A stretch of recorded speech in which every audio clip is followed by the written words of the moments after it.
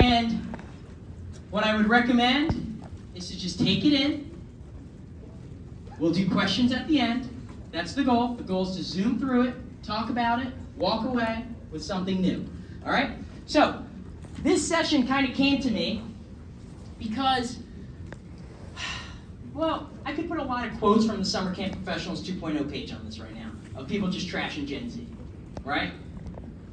People just say these things, Gen Z is lazy, Gen Z, right? It actually, I hear these things, and they're usually from angry, tired camp directors, and I can recognize that. That's okay with me, right? But this is when I boil it down, this is what it is. Gen Z has less resilience, lower morale, and weak working skills. And when these camp directors are trying to be helpful, which is great, because like we're kind of stuck with Gen Z, you know, I'm Gen Z, they're kind of incentivizing staff to show up and getting staff to just do their job. I hear this and I go crazy. And a little bit about me, I work at Everwood Day Camp. It's in the South Shores of Boston, in Sharon, Massachusetts. I worked at Liberty Lake Day Camp. I went to Count Evergreen. I worked at Camp Champions. Great camps. But I've been going to camp since I was 2. And, oh, this is where we hit a wall. Uh-oh. It's okay, we're gonna skip. I've been growing up in a household of camp directors. And I've been going to Tri-State since I'm 5 years old. Right? I went to Tri-State when I was 5. I ate 2 chicken fingers at H&H. Before it, I don't know what they're called now. And I threw up. Right? And so all my life, I get told like how this is like the Fortune 500 conference for camps. So when I hear like incentivizing staff just to show up, it's a complete disconnect for me. I'm like, seriously? That's where we're at? Like, that's what we're talking about here? And so I want to help you. I don't have a lot of time. I'm going to give you everything I have in this quick amount of time that we have together. And we have 296 slides. All right, so we're going to zoom. All right, again, questions at the end, all right? Only because I probably will talk about it, and I don't want to skip ahead and go back that whole shebang. So, I'm also, at the end, if you want to take photos of slides, be my guest, there's going to be a QR code. Scan it. It's going to be a Google survey. It's going to say, give me your email. I'm going to copy all of them. I'm going to send you on a big BCC train, and you'll get all my slides, all right? That's at the end. So, you do you. All right, let's go. So, I told you I work at Everwood Day Camp. I love my job. I really do. I get to recruit, hire, train 250 amazing people to come to this utopia of a camp. The worst part of my job? When an amazing candidate comes my way and wants to make $20 an hour. This is Mary. Mary's been a one-to-one at a camp. She has gone to overnight camp. She's gone to day camp. She's a sophomore in college who, truthfully, I met Mary's mom in a spin class, and I told her she should tell Mary to work at my camp. Right? That's how Mary found out about Everwood. So when I get on a Zoom interview with Mary, and I close, I do the whole guaranteed hours, right? I say fun. I say all the things we're told to say to convince people. It's hard sales at the end of the day, right? To work at my camp for a pay cut. For the rest of that interview, I then tell Mary that this is a hard job. And you should tell them, because it's not easy, right? Kids are not easy. If I go to another session today, tomorrow, yesterday, about how kids are all screwed up, yeah, we know. Working at camp is not easy. That's a disconnect. Because I'm demanding a high quality of work out of Mary for not so great pay. But we are paying staff more, Justin. Yeah, New Jersey, holy smokes. That bill that came out, the minimum wage one, yeah, we are paying staff more. Let's hold up for a second. You love camp. We're in Atlantic City in March, all right? We're here. You love camp. Look, average house costs $400,000 to buy right now. You need to get hit with a 7% loan, so you need to be making $100,000 with no car payment and credit card debt, right? Uh-oh, right? We know camp doesn't pay a lot. This isn't a full-time capacity. If you're thinking this is an old person problem, sure, let's think about young people for a second. Everything is so expensive, right? When I first started working at Everwood 13 months ago, there's a grocery store, it's called Shaw's. They sell sushi, it's like the place that I go for lunch. Grocery store sushi. Camp director, 24, you know? $4.99 for a roll, $7.49 last week, right? Everything is more expensive. So 2 quick side notes, right? If I raise my staff pay, if I jack it up, I'm gonna have to charge more at my camp. Not good, because now I'm more economically exclusive. I don't want to do that. I want camp for all, not camp just for rich kids, right? If I don't raise my pay, you have to be rich to work at my camp. Because you can't actually need money.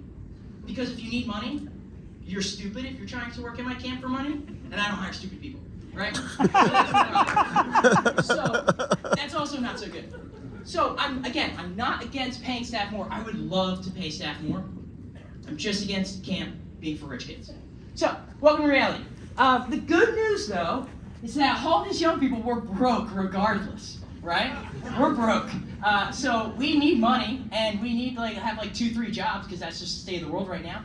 So we are probably going to work at your camp, right? So topic 1, and I always like to, I don't know, it's hard because I live in this world, I think about it every day, and the sad fact about being young and camping is you move to an area where you know no one, and then you live at the camp, and it's you have a social life, but it ain't great. So I'm constantly thinking about camp. So topic 1, a question I ask myself every single day is, if we are not paying staff more, how do we make them happy? Right? So let's think about Mary for a second. When Mary decided to work at Everwood, she's going to work here this summer, she's going to be with 4th grade girls, it's going to be great. She unknowingly entered a social contract with me.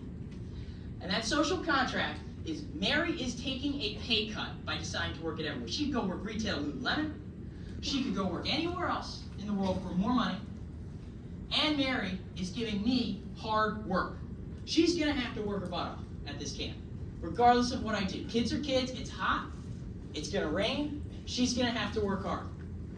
In return, what am I going to give Mary?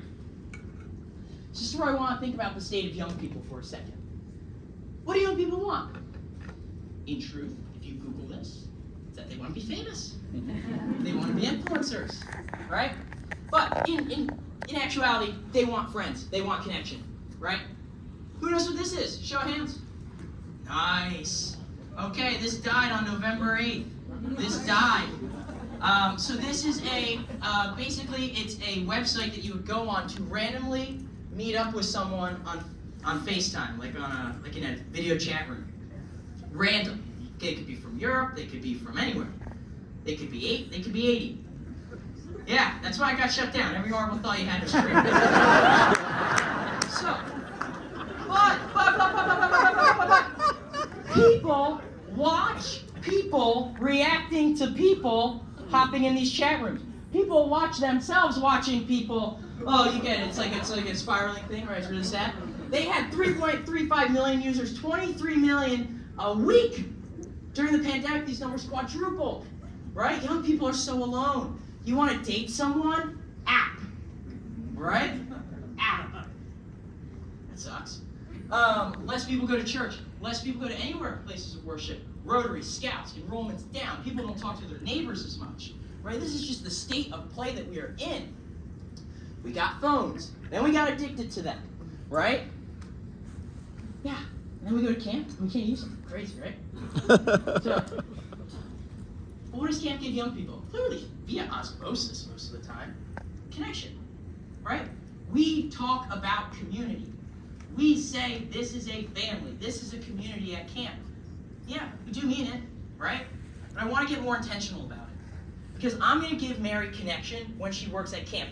It's actually in my best business interest to give Mary friends when she gets to camp, and to make sure that Mary has friends, because work is better with friends, right? Studies show, it's not the crazy 24-year-old in shorts running around saying this, right? It's also studies, but you knew this because you worked at camp. I was a frontline staff member not too long ago, right?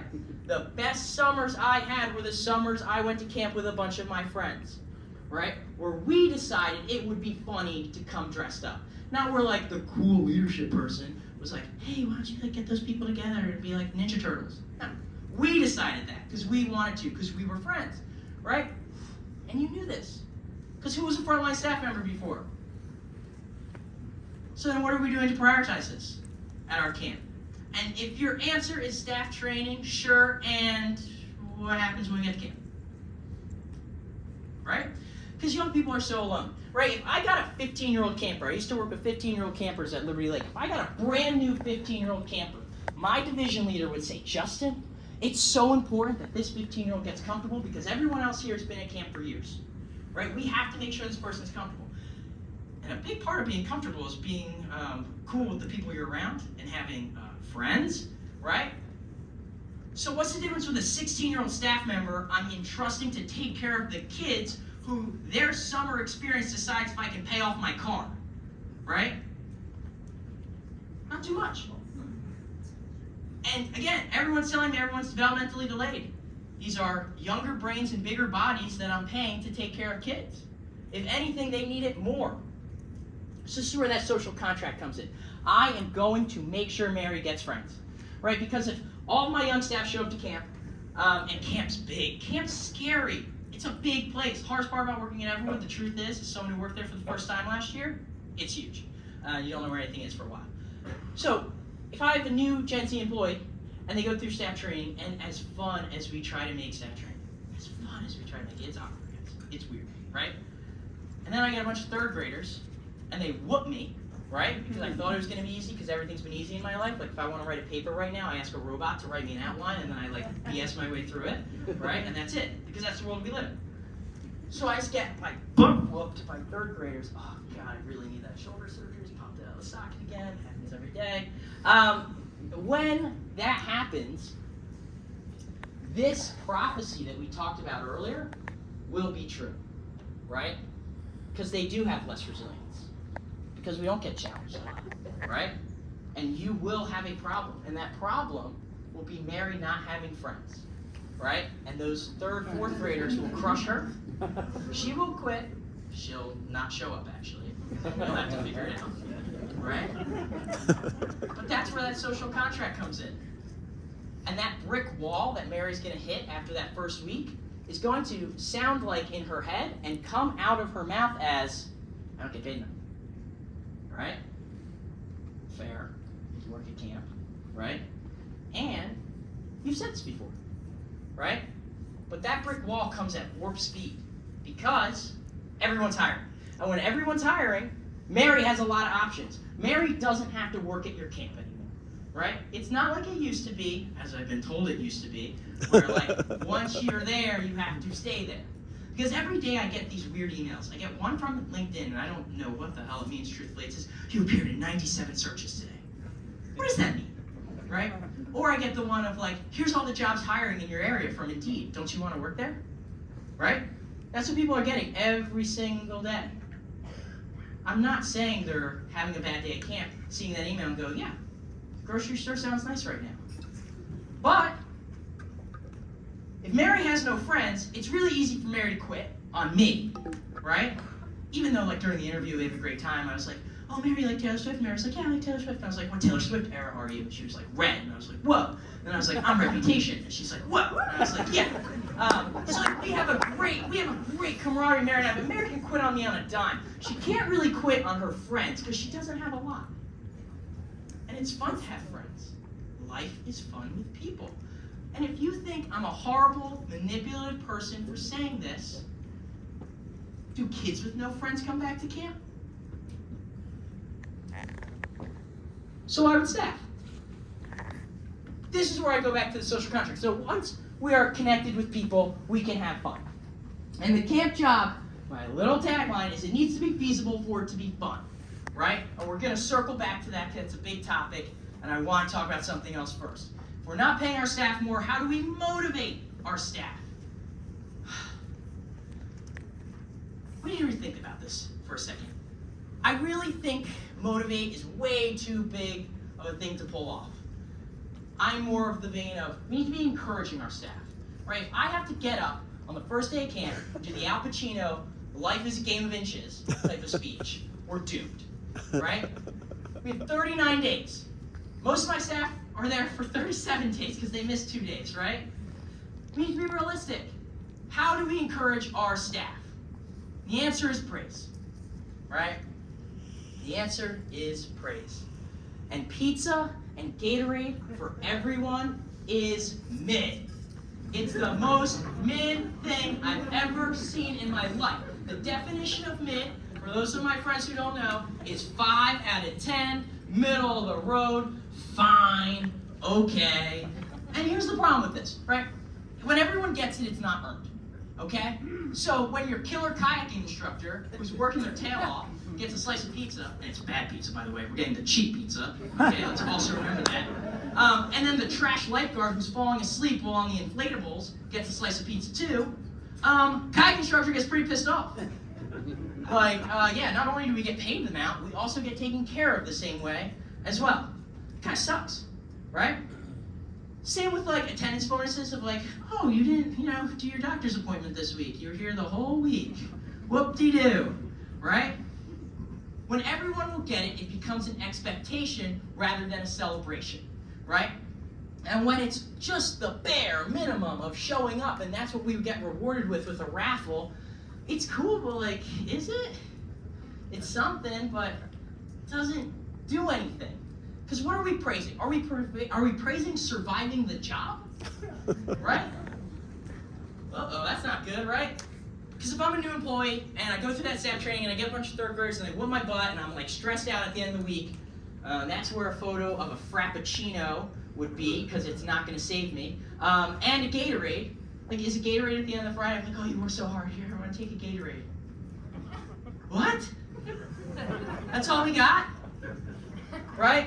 And there's a disclaimer. There is a power of performance, right? The way we present things at camp, we can turn it into a bigger thing. We're going to circle back to that, because I want to think about what our staff want, right? And I asked the Everwood staff, I said, what do you want? And these conversations were 20 minutes to an hour at times, and they were enjoying their time at camp. And I said, when you come here, like when you first start, like what did you want to get out of this? What did you want to feel at camp? Those types of questions. And here's what they want. They want to feel respected. They want to feel like the work they did mattered, that they're connected to people, they're having fun, that they're supported, they're prepared, they have a sense of belonging, they have their hard work recognized, they feel like they're a part of something special, they're creative, they have their skills utilized. Sure, there's a lot, it's going to come up like 20 more times, don't worry, if you didn't take a photo. Sure, there's a ton of overlap in these things, and none of this is unreasonable. These are pretty fair requests from my staff. So, this is what they want. You know what they don't want? They don't want to feel like a cog in the machine. I got 250 plus staff. They don't want to be staff member number 62. They want to know that they're more than just that. And the truth is like, my whole life has been individualized to me. If I go on DoorDash, it knows that I like Thai food, not Korean food. And it tells me where the nearest Thai restaurant is. It tells me that because I listen to, because I listen to Gunna all the time, it's going to tell me what rappers I won't like and what rappers I will like, right? Apple Music knows this about me. Everyone knows everything about me. So when I'm the sum of the parts, when we all get a Gatorade, man, I might not even like Gatorade. I don't know, right? So, this is the framework in how I go about solving for praise. This is what I'm celebrating. This is what I care about recognizing. So, let's go back to the power of performance, right? All of this is very cog in the machine, because everyone gets it, right? And also, like, one of the best things at camp been on the schedule / for everyone. And since praise is supposed to make me feel special, especially if, like, it's only going to feel like that if everyone's getting a car, we need to think about how we're going to do it with this. So I like to leverage peer-to-peer recognition. I like to leverage peer-to-peer recognition for 2 reasons. One, I should kind of always be nice to you unless it's like that dark, dark day where it's your last day at camp, right? Because I want you to do a good job. The other side of it is there's a lot of people at Everwood Day Camp. It's hard to talk to everyone, and it's hard to celebrate everyone, and it can't be me, right? So if we leverage our peers, and for all these other great reasons, it can make something bigger than it is. So, thinking about some of these in particular, we have our staff in each division and department at the end of each session vote anonymously. The department head or division leader goes up on stage, they give a speech. It is cloaked in anonymity. Who's it gonna be? Oh, could it be this person? As they keep going, it becomes more and more clear. And then they say the person's name, they go crazy, the kids go crazy, they run down on stage, They hug their supervisor, they get their trophy. Yes, it's a trophy, a tacky, ugly trophy. It looks like that. They get the trophy, and they go back to the group, and everyone's thrilled for them, right? And this is what we call our most outstanding human award, right? And the photos are killer, right? The photos are great. I love the photos. We have 250 staff. So this is what I call the top of the mountain of praise, and the bottom is your fire. Right? The bottom is your fire. Dan, did we fire staff at everyone? Yep, we did, right? And I can recognize that that's a privileged position, but we're staffed in a way, and we're able to staff in a way to accommodate that. So yes, this leverages peer-to-peer performance. And this is great because it's a retention builder. These are the hardest people to keep, right? My high performers. Not because they're going to go to another camp, and they're not going to get poached by some like random sleepaway camp or something like that, but these are the people who could literally go work anywhere else with no problem, right? It's not outside camp, it's outside businesses that I'm worried about, right? And when we are celebrating this, and this is cool at camp, it sets the tone. So, going back to the mountain. We talk about invisible kids, we also have invisible staff, right? In that mountain, everyone else is, and we're going to deconstruct it as we go. So let's be campy for a second. What drives me crazy about camp is that we wait till the last day when we're all sad and we depend on children to write staff notes that we then save because they make us feel great. It's like, why do we wait till the end? Why do we wait for kids to do this? Why aren't we, and you're going to notice everything I say is like very no money, and that's because you can always add money to something, but like the principle is the foundation of it. Like, why do we wait till the end? Why do we wait for kids, right? What could stop me right now from going on Etsy and finding some random person's bracelet shop where they're just, I don't know, raising money for the Leukemia and Lymphoma Society or something, and they're selling chevrons, right? My God, been at camp for 23 years. I know how to make a chevron bracelet, lickety-split. Also during the summer, I'm a little busy, right? What could stop me from buying those like right now for $2 each, right? And then attaching a note to it and giving it to staff? I don't know, am I a horrible person because I didn't make them? They'll never know. I did this in college, actually, with a club.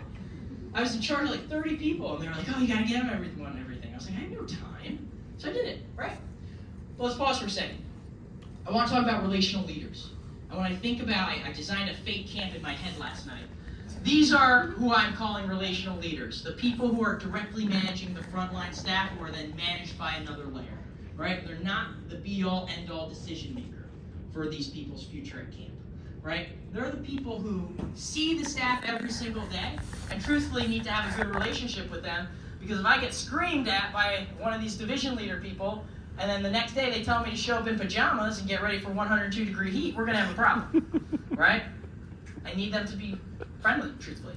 So, going back to our staff goals and this, and the power of performance, it really should be that middle manager giving that bracelet with the note saying, oh my God, Jason, the way you X was so impressed. I'm working on this bracelet. I want to give it to you, and I wrote a little note telling you about why. That means something, right? That means something. So, the praise needs to matter. It can't be this like, here, take it, kind of thing, because then I don't feel important. I don't feel special. Isn't that what praise is supposed to do? So, people can read through the lines of when things feel forced, of when things are weird. So, I'm a man of action. I'm going to praise someone right now. Sweet. So, Allie Brockman. I have a quick story to tell. So, remember I said, like, oh my God, you start working at a camp, you know, you're in the middle of nowhere or whatever. We also have a sister camp. It's called Kentwood Evergreen. I went there as a kid. It's a great camp. And so, Allie was one of the first people I met from Kentwood Evergreen. She was super warm. She was outgoing. She knew my uncle Matt, and she was so kind to me. And every interaction I've had has been so positive and so warm. People love Allie, by the way, as you can see on Instagram. People love her. She's great at what she does. Today is Allie's birthday. And 2 nights ago, Allie says to me, Justin, I'm going to come to your session to support you on my birthday, which she's celebrating in Atlantic City. And I thought that was so cool. And then we started talking about the camp stuff, because that's what camp people do. We can't stop talking about camp stuff. And Allie told me that she wanted a new pair of Crocs. And I was like, I don't know if I'm an 8 or 8.5. And I was like, that's way too stressful for me to figure out for you, right? So then I went to the Croc outlet, and I got you Jibbitz. Because I know that you're gonna get Crocs, they're gonna be great, and I got you at the Croc outlet, buy 14, get 12 free, just a note to self. There's 26 Jibbitz, but some of them are duplicates, because there's not a lot of selection. Because I know you do a lot of work with the kids, and maybe you'll want to give a Jibbit that you can share and have the same one with another camper when they're having a tough moment during the summer. So Allie, thank you for everything you do.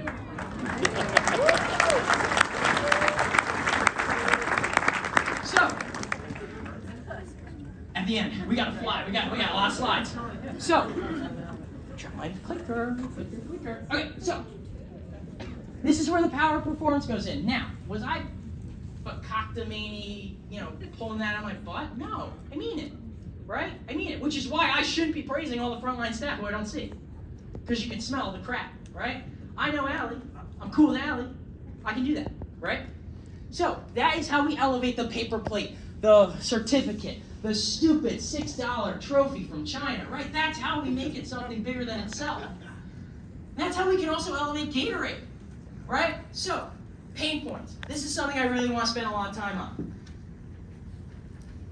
We design camp to be as successful as possible, but there are factors that are out of our control that are going to happen and going to make the camp day harder and, for a lack of a better term, suckier than it was intended to be, right? It's gonna rain. It's gonna rain at camp. Show of hands, and I would love to know why at a different point. But like, whose camp and whose day gets easier because it starts torrential downpour? Right? Okay, that's killer, right? A lot of indoor facilities? Okay. Not the case for me. All right, so we know this is going to happen.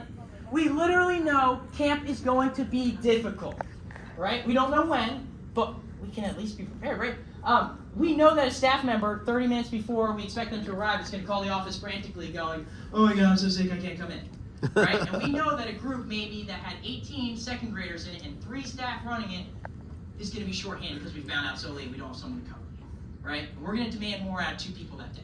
We know that's going to happen. It might happen on the same day for all I care, right?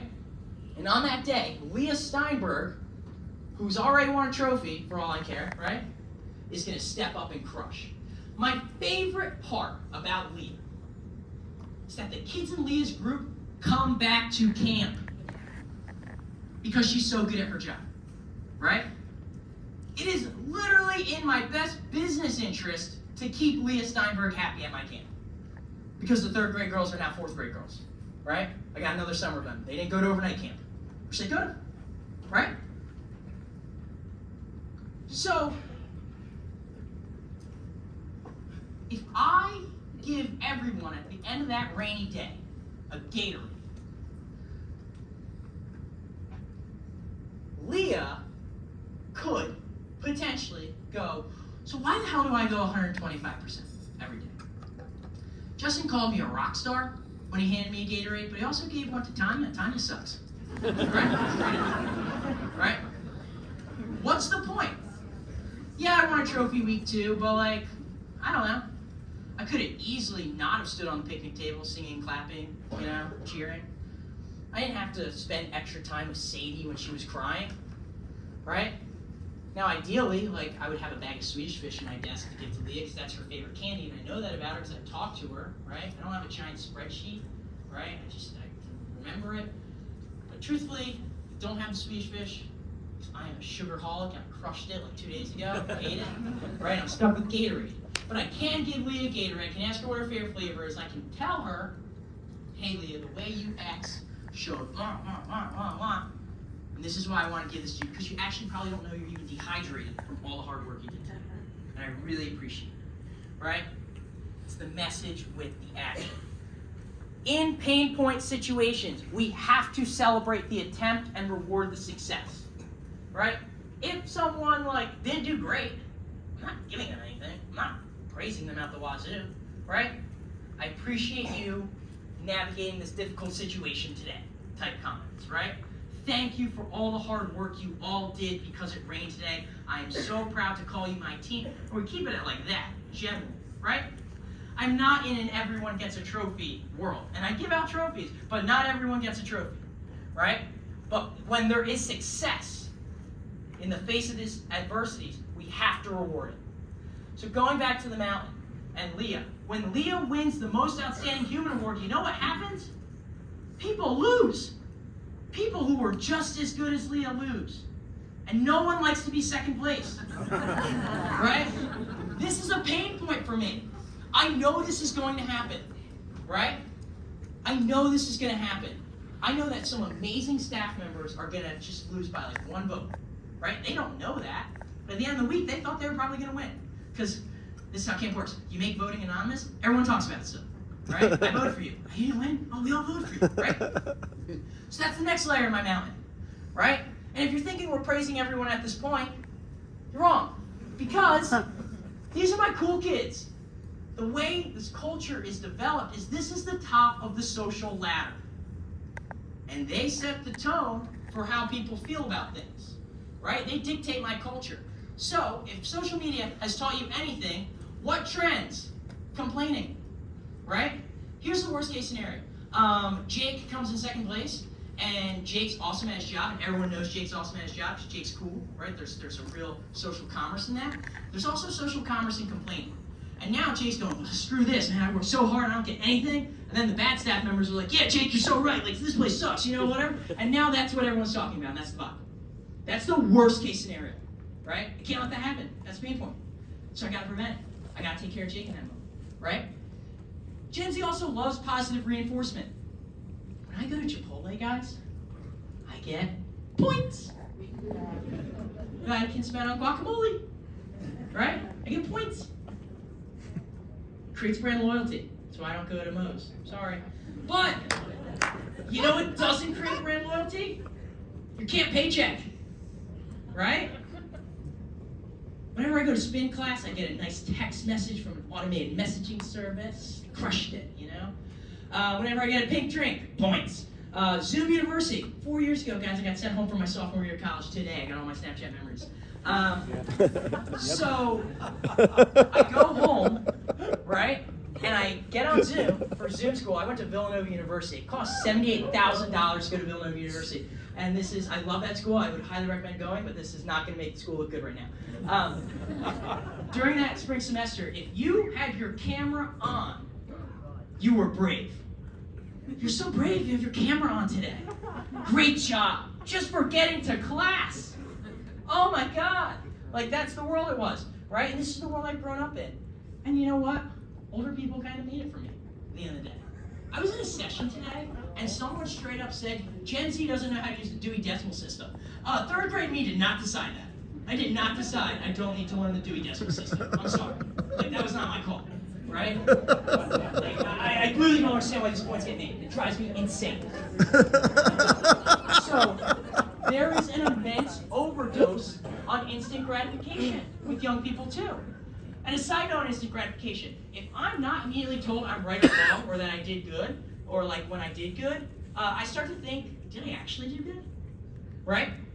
If I write a paper today on Google, which I've had a Google email since I was 7 years old, right? If I write a paper on Docs and a red line is underneath it, I'm going to click it and I'm going to fix it, right? That's the way I've grown up. And if I got nothing, I'm going to go, huh, that's suspicious. And I'm going to highlight it and I'm going to spell check it and it's going to say, nice job, you did it, right? That's the world we live in. So when you see the staff member and you think they're doing fine and you go, I don't have enough time to talk to them, but they seem good. Do they know? Do they? Because there's a bit of withdrawal when they come to camp, and that's like what's being said. So if you're taking anything away from the last 3 slides, what I'm literally telling you to do is to tell the staff members that they're doing well. They're doing well. Don't assume they know, especially if they're new. How am I supposed to know? I went, day camp, we have like 15 hours of training, and then here, 20 kids, go. What? Like, how would I know? How would I know, right? God, I Googled this. I said, pictures of girls' comments on Instagram. You post a photo on Instagram, gorge, work, pretty, slay, OMG, pop off. Yes, right? In an instant. People you haven't talked to in years, right? Instantly. There's PDFs on what you could comment on your friends. There's memes. There's articles. I did this last night. It was very sad. But this goes back to invisible kids, invisible staff, right? Where when I look at this mountain, I kind of have to separate it into some sections. Right, so at the top of my section, I got my all-stars. Right, I got my best of the best. The people I got treated like royalty, truthfully. I got it. Then I have solid. Solid is what I classify the next session as. Solid is like Derek White for the Celtics, if you know basketball. Where sometimes people even think he's an all-star. He's not an all-star, but everyone would love him. For my Knicks fans, because I'm in the tri-state area, Josh Hart. Josh Hart. Yeah, everyone would love Josh Hart on their team. Basically, people who work hard, but aren't the best, but they're pretty good. Right? You ever watch a movie and see these people? They're never like the starring people, but they're always good. Right? Solid people, you know? So, and then this black line here underneath solid, I call breach of contract. Breach of my social contract. Because now you're not giving me hard-ass work if you're below that. Right? It's just not good enough. So, that's what's super important to understand. If they're not putting in, I can't also put out for them, right?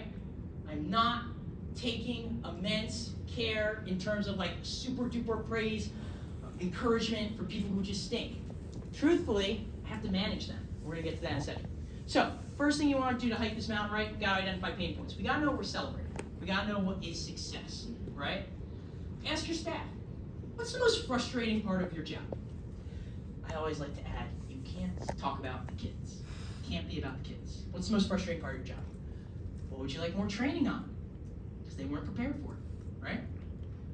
If you lived in the sky. Basically, this question is a way to circumvent talking about religion, but it's like if you had all the power in the world to make camp better for you and your kids, what would you do? Typically, it's like, stop the rain. It's like, okay, so we're not doing a good enough job. Like, that's what I hear when I hear that, which is okay. It's always room for improvement. So, going back to this, aggressively fine is like, they're like forgettable, truthfully. I don't want them back. I can probably find a new, better staff member, right? And then you're fired. So, what we celebrate is and becomes what we value at camp, right? And the second page of my like handbook, that's 10 pages that no one reads still, even though it's super pared down, is not talking about just showing up to do your job. It's talking about these 5 pillars, right? Which at the end of the day is being able to handle adversity during difficult situations that I can't really train you for because I don't know if they're going to happen or when they're going to happen, right? Responsibility, adaptability, entrepreneurship, positivity, and leadership, right? That's what I care about. Different than the camper values. And the camp job needs to be feasible. So I want to talk about what a pressure point is. A pressure point is something that we know is going to happen and it's going to suck every single day, right? That makes the job not feasible. And it has to be feasible for it to be fun. People have to be able to enjoy what they're doing and not be stressed out from this crazy pressure point. I'll give you an example. If you had 10 minutes to take your kids out of the water, get changed, and go somewhere, because that's what your schedule says, right? That every day that's going to suck. Every day that's not going to be easy. Every day that's going to be hard. And every day, middle management is going to yell at you for being late, and you can't do anything about it. You literally can't do anything about it, right? This is where people, I love sports. Sorry, I have a bias. I love sports. I love music. I love movies. Zach Wilson, second overall pick in the NFL draft years ago, has no offensive line, but great offensive players. Brock Purdy, last pick in the draft. Great offensive line, great offensive players. One went to the Super Bowl, one's going to be out of the league in a year, right? If Sebastian had a good schedule and a good team, or a bad schedule and a bad team, would he be as great as he is at camp? I doubt it. Right? It's the same kind of thing. When these pressure points are in the system, it inhibits people to succeed in the way that they want to. And if people aren't succeeding, if it's not feasible, they're going to quit. Because you're not paying them enough at the end of the day. If it's too hard, it's not worth the trouble. Right? Because if it's too hard, I'm not going to have fun. And staff already have to be so many things. They have to be so many things. We ask so much out of them, which is fair, because it's just the industry we're in. We kind of can't do anything about it. But like during staff training, we talk about our shape, our words, our animal, that are our values. And at the end of the day, we're screaming at people for being 2 minutes late to High Roads because they had to go get changed in 10 minutes. And now they're like, well, I'm just pushing kids around like a sheep herder, and I'm being yelled at. There's a disconnect, right? I was told this is going to be fun. I was told I'm going to make a difference. I was told I'm going to make an impact. I'm told I was going to change kids' lives, right? Like, this is what we say. And then I'm being yelled at for being late. Are the kids having fun? Yeah. Well, why am I being yelled at? Like, it's a real disconnect. So, you got to remove the pressure points. I always ask who is going to do it, because at the end of the day, someone's got to do it, and you might have to work a Saturday, but you got to figure it out. So going back to the social contract, I'm giving Mary connection and fun, and pressure points equal machine, right? Which is going to inhibit my ability to give Mary, right? So, we need to give the staff what they want also. Camp's such a cool place. And what I mean by giving staff what they want, it's this, the goals that I mentioned before, but it's also asking them questions like this. What do you really want to do? What would you brag about doing? If staff are bragging about what they're doing at camp, they're going to get their friends to work at camp, and then my job becomes easier. How can I make your job better? Right? Please, oh my God, don't ask these questions if you're not going to do anything about it, though. Like, that's just going to piss everyone off. So, this is Dylan. Dylan works with second grade boys. Second grade boys at my camp, unfortunately, can't do any high ropes. They don't weigh enough. Right? That's just how it works. But every day, Dylan gets to walk by high ropes. And every day, Dylan goes, God, I wish I could do that. So I asked him, what do you want to do at camp? I want to do high ropes. You know how easy it is to sneak someone in for the last 5 minutes of a period? Not hard at all. I gotta have someone be Dylan for 5 minutes. I have a lot of middle management who could do that. I could do that, right? All right, Dylan did it. Dylan had a great time, right? This is Denise. Denise, what do you really want to do? Denise works with first grade girls. Denise said to me, I want to make s'mores with my kids at camp. What? That's what you want to do? Oh my God, yeah, we don't make enough s'mores at camp. So we had a sprinklers and s'mores party with the first grade girls, right? During their free play. They loved it. It was great, it was easy. No one had a problem, right? The best things at camp typically aren't on the schedule. My favorite memories at camp were not going to basketball third period, right? It was the random stuff that happened, right? What would you brag about doing? Pie eating competition, right? We didn't do one, so we did one, right? It was great. What would you brag about doing? This guy Alex wanted to shave his head in front of the older kids. Okay, man, your hair. Like, I don't care, I'll do it. Bought that razor at Walmart the morning before. It's a great time. Kids went crazy. Older kids, I'm talking 5th to 9th graders. Crazy, they were engaged, they loved it, right? They love these staff members. Enthusiasm is caught, not taught, right? They love that the staff are excited about things. It gets them excited about things. How can I make your job better? Typically, it's a lot of these answers. Some people are like, this one lock in the boys' bathroom is not so great, and kids keep trying to open the door while going to the bathroom. Okay, I gotta fix it, right? Easy stuff. Again, gotta want to solve them though. The last thing is don't forget about the staff. At the end of the day, all we think about is ourselves. Because the attention-based economy has catered everything to us, always me, and because of that, if we're, just there, we're not going to come back, and we also just might quit. We need to feel valued, we need to feel special, and that's because we always have. So when we come to camp, and I don't feel connected to anyone, and it's kind of awkward, I'm not really having a lot of fun, and no one's checking in on me, and no one's letting me know I'm doing well, and everyone's kind of nodding right now like, yeah, this sucks. But staff retention in all these camps are down right? This is the problem. And I'm not saying spend $100,000 and give everyone coffee every day. I'm just saying talk to people like people, right? Be there for them. Tell them kind things when they're succeeding. Help them and manage them when they're not. So, what I'll end with is, I have a couple quick points. Oh my God, so many camp directors are like, we can do this in a parking lot. And these camps look like country clubs, by the way. I love it. We could run camp in a parking lot. Yeah, you can, because you're staff. And they're like, yeah. It's like, well, you got to make sure that that's possible by taking care of them. Because last year, there was a camp that was a little understaffed, truthfully. Probably could have like 15 more people. And 4 days in, everyone left. Everyone said, screw this, we're going home. They did. The camp closed. That's a crazy phone call, right? Hi. Oh yeah, no one here, pick up your kid. Overnight camp, right? People are on vacation, people have to come back, it's the whole thing. So, going back to Young People Want, last thing, promise, then, does anyone have the time? Oh man, we're gonna have time for questions. Well, also the last thing I want to talk about with Young People Want is they want to be famous. For the love of God, can we please take photos of the staff? And if you're one of these camps with an executive director who's like, no kids in photos, I hear you, and just take photos of them.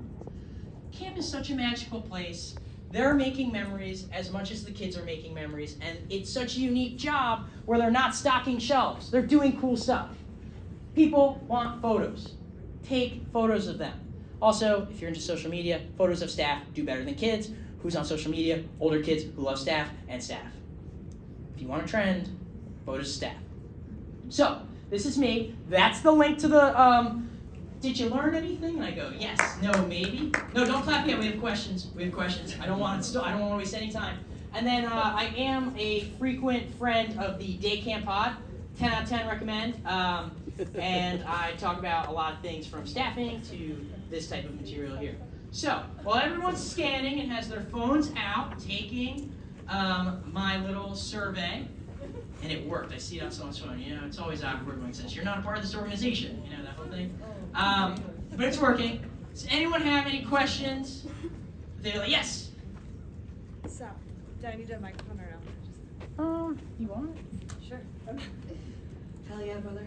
Hi, everyone. I'm Emily McGinnis. I am a director in Massachusetts, Cape Cod. I have a question about praising our superstars at the top. We have a color war at the end of the summer.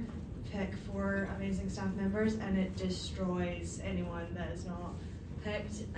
But obviously, these are our superstars. They're people that have done well all summer, and the drama that it causes is like next level. So, what would you say to kind of, you know, it's the end of the summer, people are tired, we're praising our superstars, but also we're praising people throughout the summer as well. But what would you say to kind of combat the drama that comes with it? It's all girls also. Okay. Ra-cha-cha. So I'll give you like my answer for MOH because like you know the dynamics of your camp better and nothing's one size fits all, but I'll just tell you what I do in a situation like this, right? So we're talking about recognizing high performers when they just miss the cut on something at the end of the day. And you want to do something that makes them feel special and is essentially a reward in a weird way, but not the trophy, not the position. For me, I did it last year. Someone I knew came in second place. They didn't know. I went up to them and I said, hey, look, I'm pretty sure it was probably close, and you worked so, and you know, you do the whole train of words, and I got ice cream sandwiches for you and for all your buddies. Take 10 minutes and eat, right? Or like, hey, I know that this just happened, and let me cover you for 30 minutes if you need to decompress. And in where there's decompress, there's ice pops, chips, whatever, right? Yes, I'm saying food. Food is king. Food always wins. Food works. I love food. Food's expensive too, I know that, right? But like, truthfully, I did this once at a camp in a similar situation. We staged a break-in of the snack shack. And everyone was in on it, and I took that guy with his staff, and we pretended that we were breaking in, and we stole grape ice pops, which no one likes. And the kids loved it and thought the guy was the coolest person in the world. Cost nothing, because no one's eating those popsicles. It's some cost, right? But it's just little things. Campy stuff. And now those kids are like, oh my God, you remember when we broke into the snack shack? And it's like, yeah, LOL, right? Yes? Justin explained to me that I was 21 years old. Why is my staff are refusing to praise each other? Well, it's hard to talk to people because I don't have to if I didn't want to. I could have a digital assistant send emails for me. I don't have to leave because I live at the camp I'm at, I don't have to leave if I didn't want it, unless I have to buy food, right? It's hard to make an effort because you don't need to. I have so many friends here, right? Why should I come out of my dorm and join a club about something I'm not sure I like, right? So people just don't have good practice at it. Truthfully, this is where like camps can get a little too paternal, but I'm all for it. I don't come off in the paternal sense because I'm like, yo, what's up, bet, right? But this is where we kind of have to show it. We have to model it. And this is where I go back to that relational leaders thing. It's like, I'm out there forward facing, asking staff to help me, not to do things, to show that this is how it's done, but also to be able to have that in front of people. Truthfully, oddly enough, so during the summer this year, and I'm so hell-bent on this, 12.5% of the campers' day at Everwood is at special event. I am running special event for this purpose, to show staff, this is what we do, this is how we're spontaneous at camp, because we lost that in COVID. Everyone didn't come back, then we had all these rules, all these mean rules, right? And no one knows how to just stand up on a kitchen table and start singing a song that people did. Tradition died. So, I'm gonna freaking push it, right? That's where I'm at right now. Because I have all these great staff who our retention rate year to year is up 94%, right? They're all coming back. They still don't know anything that we did. They just know how to kind of do their job now, right? And deal with the kid when he cries, but not when he throws something, right? So it's like, this is the next step for everyone. Everyone's at a different point, 100%. But yeah, it's modeling, and it's being outside and doing it. Yes? Do you have any advice for, so Gen Z obviously isn't just the camper, or just the your general counselors right now, they're also in the leadership positions. Totally. What about praising your leaders? What do you do anything on that? Yeah, I think if I'm going full utopia on this, it would be the inverse of the people who the leader manages doing something for them. And if you have to whisper down the lane to make that happen, 100%. But also, at the end of the day, there's someone on top of them that should be doing it, right? Because I assume it's not a 23-year-old running the whole shebang. There's people on top of me, right? But sometimes it's lonely at the top for a reason, right? And it's our job, it's our sacrifice. We don't get to do the fun stuff anymore. If we're in this room, we probably don't get to do the fun stuff anymore. We don't get to play pickleball all day as much as we'd love to, right? So it's this is kind of the sacrifice that we have, the give and take of it. So it sucks, but yeah, you're close, you win.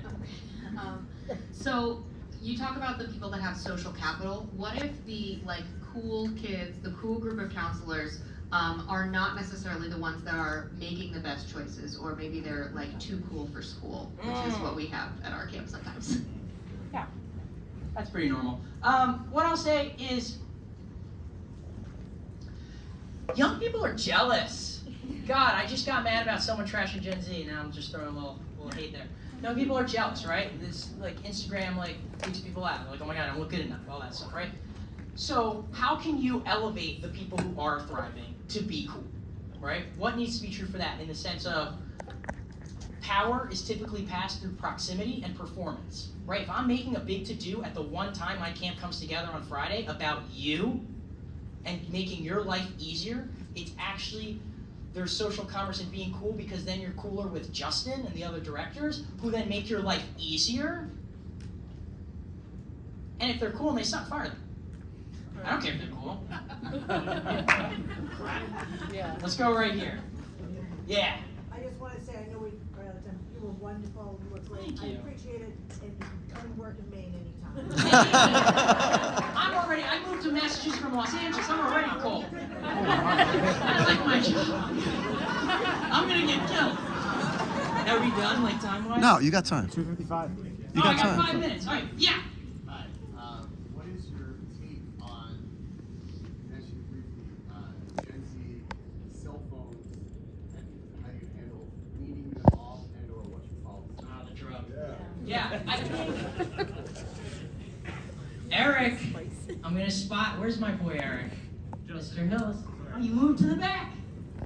Eric does a really good job. This as overnight camp where I worked, where the first week of training you have it, and then gradually less time. And yeah, that's overnight camp that works as a day camp person. It is kind of cold turkey, right? You show up. The way I word it to young people, God, I hate saying that, but I go, I'm not paying you to watch TikTok. That's literally what I say. During the interview, I say I'm not paying you to watch TikTok. You're watching and taking care of kids, right? You will have, every day at my camp, you will have a 30-minute break to do whatever you want on your phone. I don't care. But during the day, you're going to be doing these things. But truthfully, when do people go for their phone? When they're bored, right? So I gotta keep them busy, right? I gotta make sure that they're around their friends who are talking to them. They have someone to talk to. If you have no friend, I'll give you a story of my life.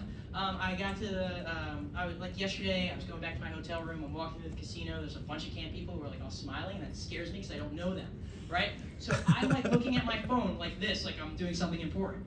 Because I have no one to talk to, because I have nothing to do, right? If you have nothing to do, the phone is the first thing you reach for. You check Instagram even though you just checked it 10 seconds ago, right? So, you gotta keep them busy. But if you're having fun, you forget about it. Time just flew for me, right? I didn't go for my phone. So, yeah, in the front. So I have a very similar approach with recruiting and hiring as you do, which is a very unpopular approach in my network of camps, where I also do not ask back. We aggressively find staff. You have to like walk my socks to be asked back. But can you share with me your rationale for why that's your approach? Knowing that like it's not the I'm gonna reframe it. So, why I'm cool with like getting rid of aggressively fine. She does it too, and not a popular opinion where they work, right? Dean, when do we just post something about the bus counselors that are hard to staff? Like a couple days ago? Yeah. So we haven't posted anything about staffing, and we have more than 185 people hired, right? So I'm in a position where I can just go, okay, I need to get people, We hired 150 people in 90 days last year, right? So if I need people, I'd rather have potential for a someone that could be a 7, 8, 9 versus being burdened with a 5. Right? As Moneybag Yo says, why would I switch out a dime for a penny? Right? So I keep my dimes. If anyone got that reference, we're cool. I keep my high people and I switch out everyone else to see what happens. God, I just set a record. Moneybag Yo, first time I trusted it. We did it.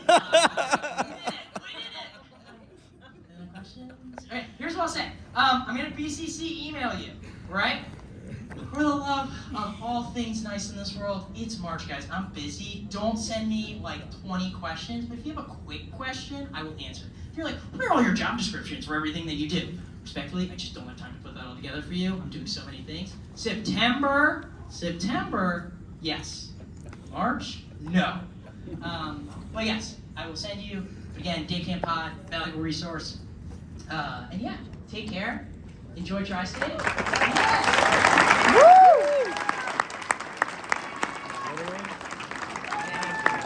Good job.